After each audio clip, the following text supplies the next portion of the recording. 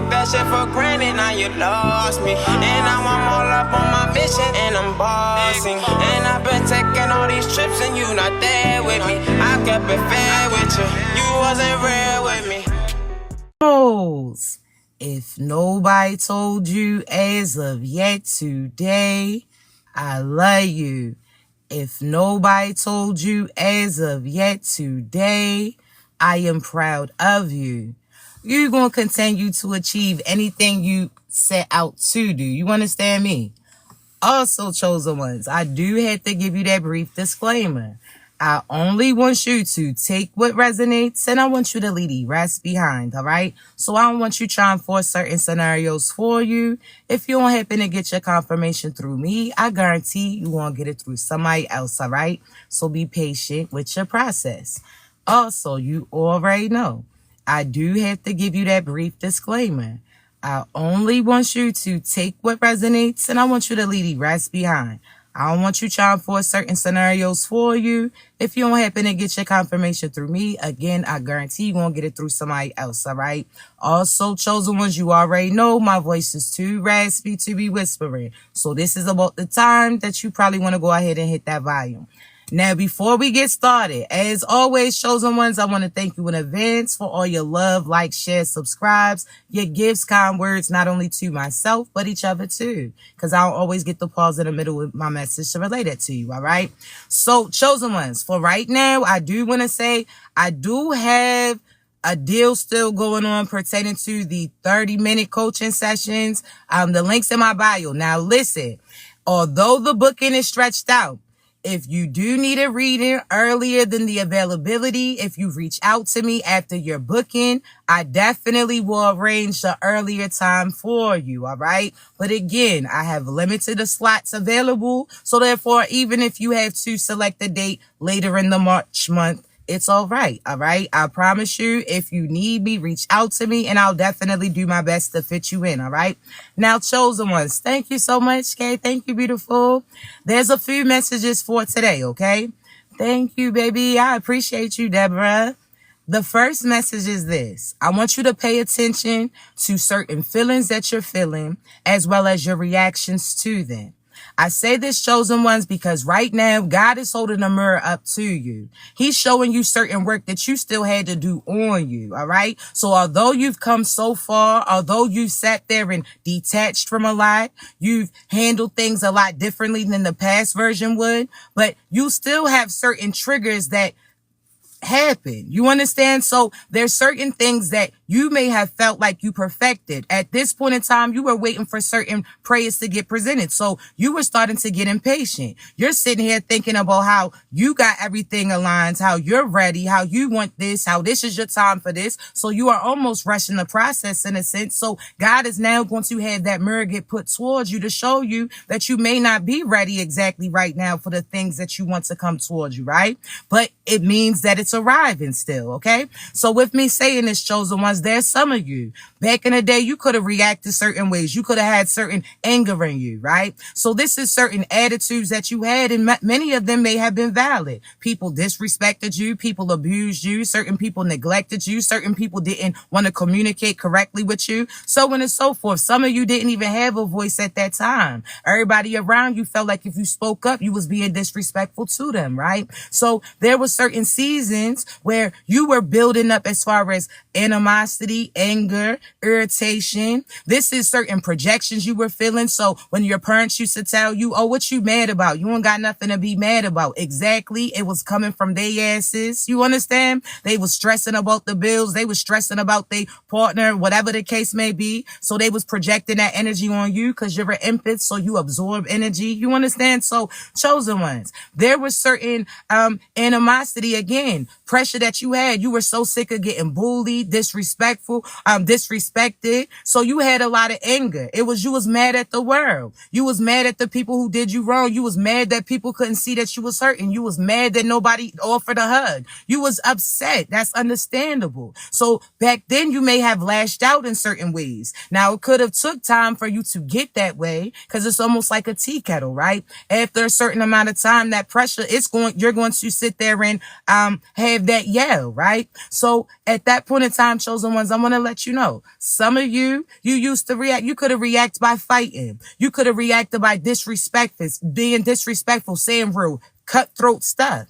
But again, through time, you realize why you acted the way that you acted or reacted that you way that you reacted, and that it was not a one size fit all for all, right? Because again, you could have reacted back then like that, and it could have been valid, but chosen ones, you can't keep having excuses or condoning bad behavior too. You understand? You can't become the people who did certain things to you. You can't be mean to the people and that have nothing to do with what you went through. You're making them pay for the things that other people did that they didn't do. And that's what you had to experience on the other end, where people were carrying you a certain type of way and you ain't even had nothing to do with what they was experiencing, right? So, it's not a one size fit all. A lot of you've been on both areas. You've been on both sides, right? So with me saying this, chosen ones, I want you to realize this, okay? One, right now, God is holding that mirror up to you. So whereas you used to react, you could get triggered by certain things people are saying to you. You could have been the only child, the oldest child, the child who had to step up and play a mother figure for your parents as well, so on and so forth, right? So you're so used to having to be in charge. You're so used to having to be in control. You're so used to having to do everything, right? So you ran into friendships where you had to play a leadership positions because you end up attracting the same cycle, the same demon in different disguises. That cycle continues until you acknowledge it and remove it, correct? Or correct it. So with me saying this, chosen ones, there's some of you pertaining to this. I'll say again, your reaction. God is holding a mirror up to you. He's going to show you because you're so used to being in control, right? You're so used to having to figure everything out. You're always used to everybody depending on you in one way, shape, or form. So now God's putting you in positions where you're out of control. It has nothing to do with what you can do. It's about what that other partner that's aligned with you, whether or not that's a job position, a friendship, a potential person, so on and so forth, right? This is God telling you that everybody has free will. Not everybody's going to do what they're supposed to do when they're supposed to, right? Not everybody is going to be obedient and listen. See, sometimes God will have certain things happen in front of you, and you have to realize that you are somebody that tries to be in control too much of the situation. And I will explain that. You're so used to having to play the leadership role. You're so used to having to chaperone everybody that you're around. You're so used to having to be Mr. Independent, where you couldn't depend on everybody else. You're so used to have to call certain shots because there was people or times that other people did not, right? So you're so used to having to play this defensive position, have your guards up to protect your peace, other people, so on and so forth. So now God is going to show you. You felt like, yes, you switched certain things. You don't react or get triggered like you used to. When people used to look at you crazy, you could have got real disrespectful. Back then, if somebody would have said what they said, you would have went for their head. Whatever the case may be, although you're not physically reacting like the way you used to do, although you're not doing the things or saying the things that you used to do, of course, a piece of that side still lies within you, but it's your control. It's up to you to control it, right? So God is showing you like, hey, listen, you still got a little bit of areas where that ego may be hiding. That ego could be lurking, because when you see that you're not in control of the situation, that person is not playing a position, it could trigger you. So you're so used to saying that you're sick of having to do everything, right? And I'm going to explain it. You're so sick of having to be the tough one. You're so sick of having to be the rough one. You're tired of having to carry the world on your shoulders just because you're strong. You're sick of people volunteering you for shit just because they know that you can make certain things happen, whatever the case may be, correct?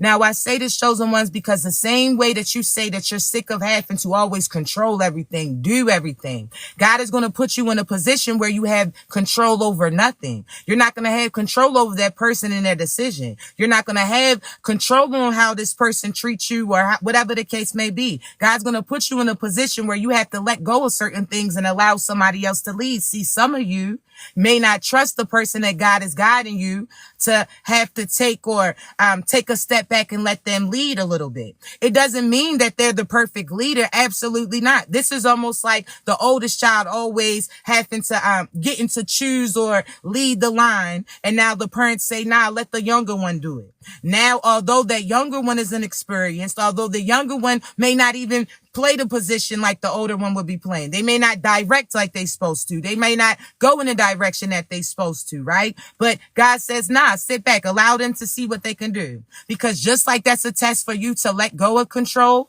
that's for a test for them to gain control too. So sometimes you get called to have to step back and allow somebody to step up in a position because you've been limiting them. You doing certain things for them. Sometimes your presence is the present. So therefore they don't even feel like they have to do nothing. It starts to become an entitlement. It starts to become an expectation. So now that's more pressure on you. So now this is a season where God is going to have certain people have to be forced to step up, get control of their life, get control of their lust, get control of their actions. Now, does that mean that they're going to do it perfectly? Absolutely not. Does that mean that you should be getting bent out of shape? As long as you're doing what you're supposed to do, it's okay. This is like let's talk about school, right?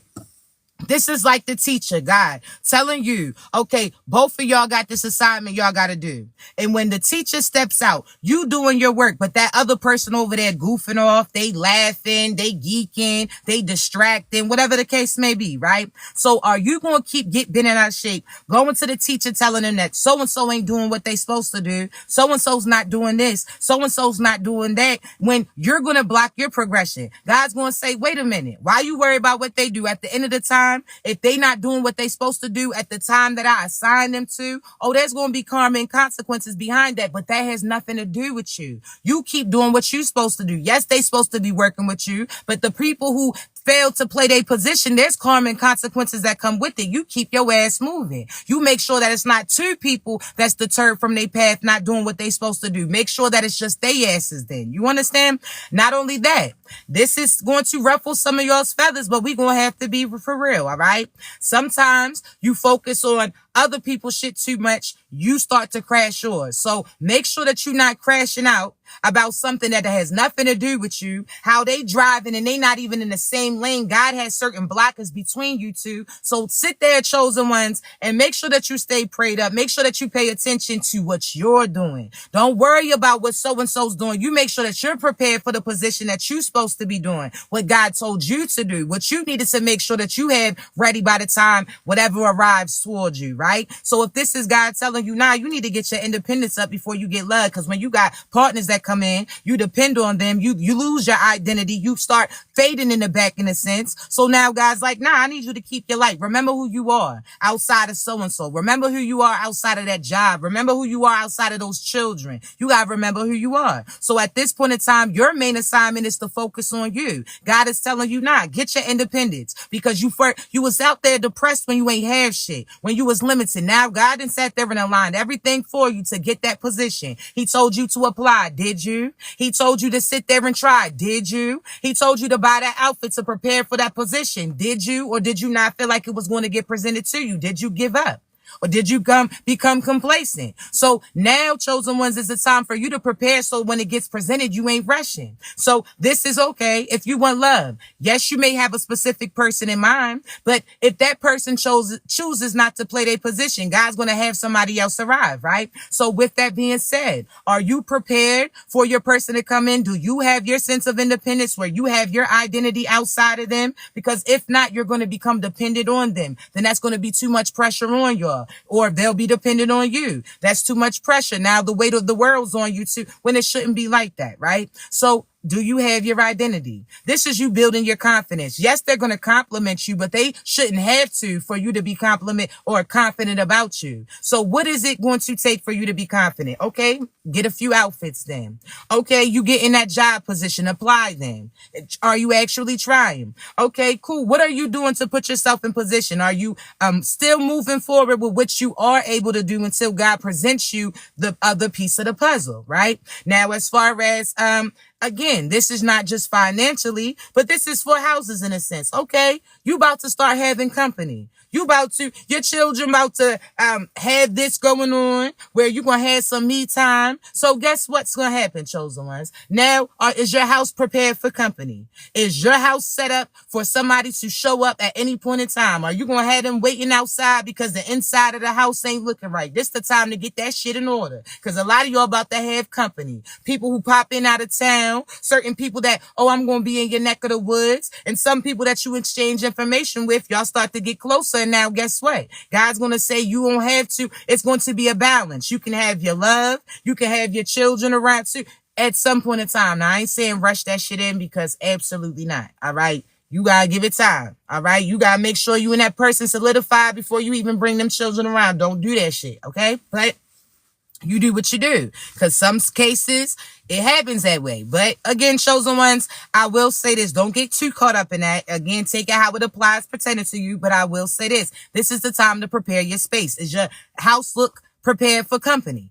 All right. If not, how would you want it to look? How would you like to prepare? This is the time you have to realize that your body is your office. What view matches you? You literally get to choose the view. So therefore, what makes you feel happy and bubbly? Okay, what colors make you feel secure and hugged and nurtured? What colors calm you down? What views do you want to see? And at that point in time, you start to create those things. So if you want love, all right, start looking for love. And you'll start to find it. See, some of you chosen ones don't know what you're looking for. And that's why you ain't finding shit. Think about a word search. You can literally have all these words bunches together. And yes, you can find certain words that are not on the list. Those words don't mean shit because they not on the list. But if you know what you're looking for, okay, what's it say? Abundance. Now you can look for abundance and you're going to see it, right? You're going to find it. So it's all about putting your mind to what you want to find. If you're looking for sadness, you're going to start thinking about sadness. Oh, if you looking for, as far as depression, you're going to think about depression shit. How so-and-so chose this person over you. How so-and-so,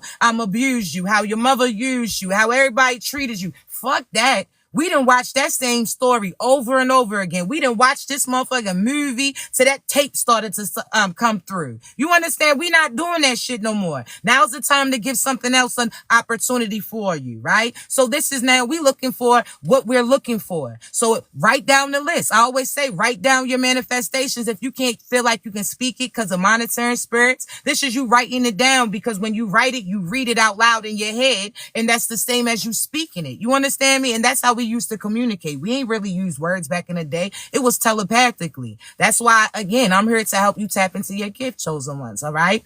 But with me saying this, I will say pertaining to this now, chosen ones, again, you have to realize that this is a process, right? This is, you have to take it step by step. But I do want you to focus on the things that you want to manifest in. So you say that you want love. Okay. Now start looking around.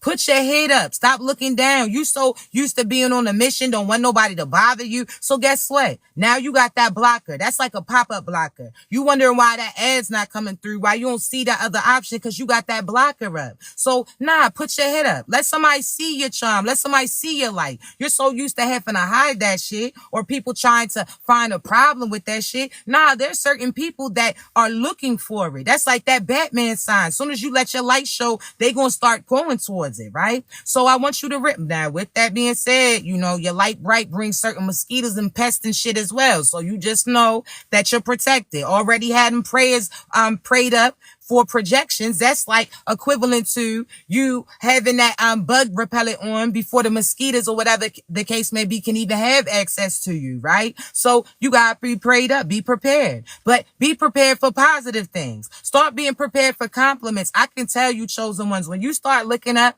because a lot of you have your head down, you waiting for somebody. Oh, nah, I can't talk to nobody because if I'm waiting for this person, nah. And I'm going to explain it to you in one moment, right? But I say, chosen ones, pay attention to what you want. How they say, if you look and find the good in everything, you'll never see the bad. So, for instance, your ass went without a car. You won seen as, let's look at the good for it, okay? Because you'll go straight to the bad. Oh, so-and-so ain't take me for this and so-and-so. Well, that's a positive as well. God showed you he was not reliable, although you don't want to hear that shit. But also you got back to the basics, walking. There's certain people who ain't got legs that would love that luxury that you got. There's certain people, you understand? So chosen ones, stop that, cut that out. Think about when you was a child, right? Certain simple things meant the most things, right? Time, who you was with. You was walking back then, but the fact that you was walking with your friends made the biggest difference, right? You ain't have no car back then. You had bikes. And then whoever didn't have bikes, they was jumping on the pegs. They was jumping on the handlebars. Or again, everybody going to walk instead. That's just how it was, right? It's all about, again, get out of your head. Because a lot of you are so focused on other people's opinion and attention. There's certain people in your that are not in your position that are praying to be in your position. So again, find the positive. There's some of you who do not have a house right now. You living in your car. Now let's find the positive side to it, right? One, you're seeing your survival skills. You like that for real. You understand me? You like that for real. All right. You a survivor for real. Not only that, chosen ones, you gotta think somebody is praying to be in your position right now. They got a huge house that they don't even want no more. They sitting there want to get rid of everything. They waiting to get rid of everything so that they can just get to a car so that they can go around the world. There's some of you that feel like, oh, you can't succeed because of the place that you are. When there's a person that's praying to get to your city or state because they feel like they're going to make it. It's a mentality thing. You just got to put your mind in motion. Okay, let me see. Let me see what I'm going to do. You got to speak it, what you want. And all right, you're going to make certain moves, adjustments. Again, you might not got palace money, but you could turn that project crib to something beautiful inside. It's not a brown based upon the elements. You change it and transform it, right? Because you ever see a rinky-dink house and all of a sudden somebody else gets ownership of it and their vision takes it to something else? You have the ability to. Have you ever seen somebody complaining or, oh, that they had the hoopty and the whole time there's somebody who collects those type of cars that's looking for that hoopty that you got, that they willing to put certain work in it to have it look a certain type of way, the same opportunity that you had but chose not to? Right? So you have to realize some things are for you, some things are not for you, but at the same time, you get to choose what you want for you. God gives you variety. There's some of you upset, and trust me, I done been there, because it's like, nah, I like butter pecan ice cream. So that's like me going to the place and sad, like, yo, they don't got no butter pecan ice cream. I can get caught up on the fact that they don't got what I like. Or I can look into what else they got too. Now I might find something else that I like, right? Now I done got out of that. That's the same pertaining to partnerships. I know that you have a specific person that you want. I know there's a specific person that you love, that you like, yo, you gotta have them. It's like when you pregnant and how your ass would be like, them cravings take over, that you gotta have it. You're not gonna be right until you get that, right? Or whatever the case may be. That's the same, chosen one. Some of you pertaining to, you just want what you want. I understand that. But God's like, yo, you see, I got all different type of varieties. You ain't even know I got butter pecan that got this in it too. You ain't even know I got the rocky road that got another road to it. You understand certain things. You have variety. So although I know that you caught up on that one thing, but there was another time where you was caught up on that other thing and you felt like you couldn't overcome that, and you did, and now you found this one. So now God's like, okay, we'll do that shit again. Now God don't cuss, but you know I'm a translator, all right? So let me say that. But no, God's like, all right, do that again. Let's see. All right, choose, okay, for this job. Before you had a good position, you took advantage of it. You could have blamed it on that position not being right for you, but the whole time you had people projecting laziness. Your ass ain't have no ambition. You had other shit going on in your household that was taking energy from you, so you ain't have ambition to show up like you was supposed to, whatever the case may be, right? You ain't always been in the right position. There's certain ways that you didn't see because it was coming through a different perspective, right? So with that being said, now you get another opportunity. Now you done went from working and not being able to work. Now your ass working again. Are you excited about it? Are you embracing it? Or are you going to allow the enemy to talk you out of it, for you to find an issue with it when that was the solution or the answer to a problem that you just had? So do you want that problem back? Or are you going to be happy and grateful for the solution that came in? You understand? There's some of you chosen ones. Now let me say this. All right.